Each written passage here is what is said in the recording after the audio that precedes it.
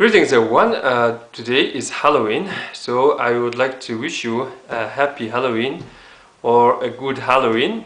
And as you can see, I'm wearing a totally black turtleneck, and previously I told you that this man from the dark side must not wear totally black, this clothing like this Christians, like Russian Orthodox Christians, something like that.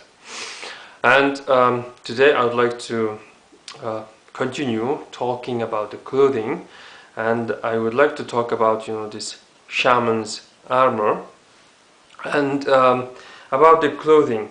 So I told you that according to half Mongolian traditions, the edge of the clothing should be bright, not black, something like that. Why? It is because there is this very old word, hun achte del zachte, meaning human has elders. This dales or clothing has edges, something like that. It means human being have someone to give respect. If you see elder people or these elder brothers, etc., you have to respect them, something like that. And you also must respect the edge of the clothing, something like that. And this. Ethnic groups differ in this because of what they are wearing and what kind of edge they are putting in their clothing, something like that. So why I'm saying that the edge must be this bright? It is because if you spell ach, meaning elder brother or elder, as this with ke. This in the West you sometimes spell he with ke. So if you say hun ak te, meaning ak means white. So human being has some whiteness. This word means human being has some whiteness. Why elder is the same as this Turkic ak, meaning white? It is because when you look at the elder people, they are kind of white. Their hair is like white. So being elder is together with being white. So if someone is having a white hair, it means he is very elderly person. Ahmad, or he's some kind of ak dude. So human being has whiteness, or they has some whiteness, and this whiteness should be in their edges, something like that. And if you look at this monotheist religions, or this Christianity and Islam, etc., the most this worship, most this ceremony, etc., is in the case of Buddhism. Most the ceremonies, most this chanting, or this all things is done during daytime. And when you look at shamanism, when you look at the older religions, this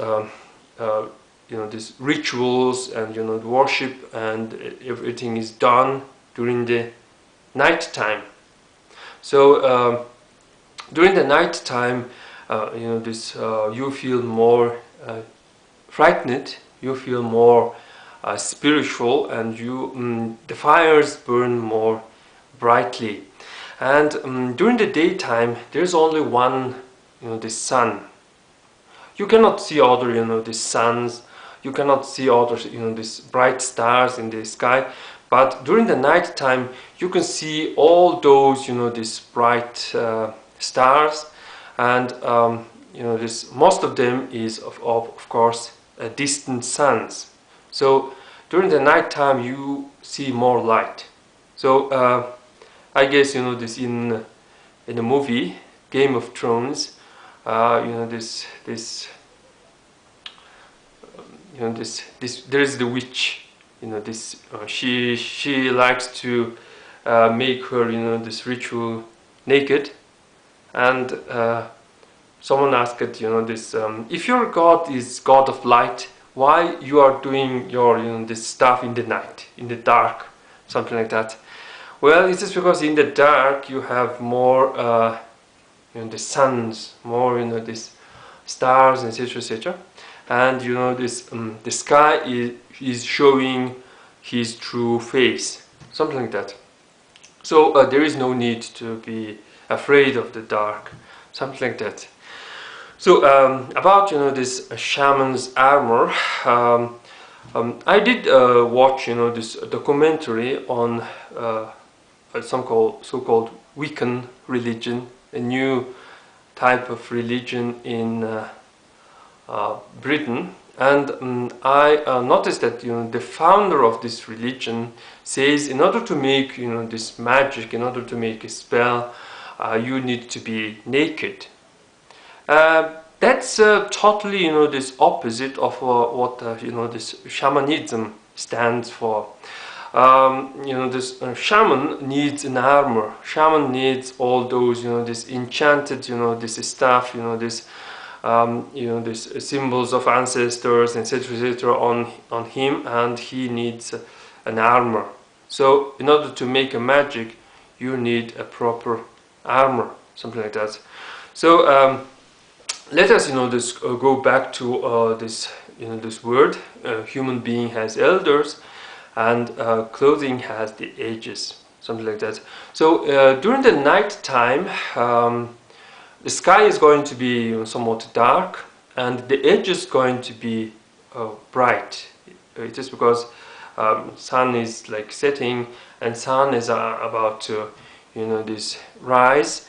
So the edges are going to be bright. So a man of the dark side is usually wearing, you know, this darker clothing, and the edges must be bright. It should be like mostly it's yellow, something like that. So yeah, where I was, yeah, the shaman's armor. So the shaman's armor represents God. There is a saying that body is demon, clothing is a god, something like that. So if you're being so naked and running around, it's like it's not good. It's a bit demonic, we think. Well, it is okay that, you know, this one can argue that, you know, this God created us naked. You know, take off your clothing. But you have this different idea that the clothing make you more human, something like that.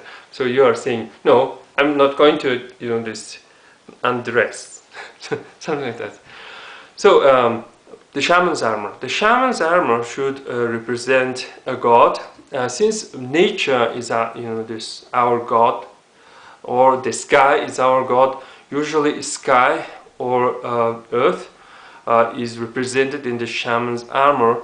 It depends on the spirit that, you know, this shaman is with. So if the spirit is a water spirit, the shaman's dress might be, you know, this describing ocean, what's inside the, you know, this water in the river and something like that. You are having, you know, this fish and other, you know, this crabs and etc., etc., on the shaman's armor. You are, you know, this having, you know, this scale of, you know, this snake that represents, you know, this water, etc., etc. And if the shaman is somewhat, you know, earthly being, the shaman's armor represents, you know, this three trees, you know, these mountains and then leaves, etc., etc., on his, you know, this armor. Or there can be, you know, this shaman, so-called the, you know, the sky origin or this heavenly origin. Usually, she has, you know, this lot of, you know, these chest mirrors. Each chest mirror represents, you know, a sun. So a warrior usually have two chest mirrors, one for sun, another for moon. But the shaman has many. And if you ask a shaman, you know, there is only one sun in the sky, why you are carrying so much, you know, these mirrors? Well, it is because there is so much the stars in the sky. There's so much this um, suns. So he has all these suns, and this. Also, he has these bells together with these arrowheads. So these are going to be the lightning, and bells are going to be the sound of this lightning. So there's a lightning going on. There's this bright this arrows, these lightnings and flying around, something like that.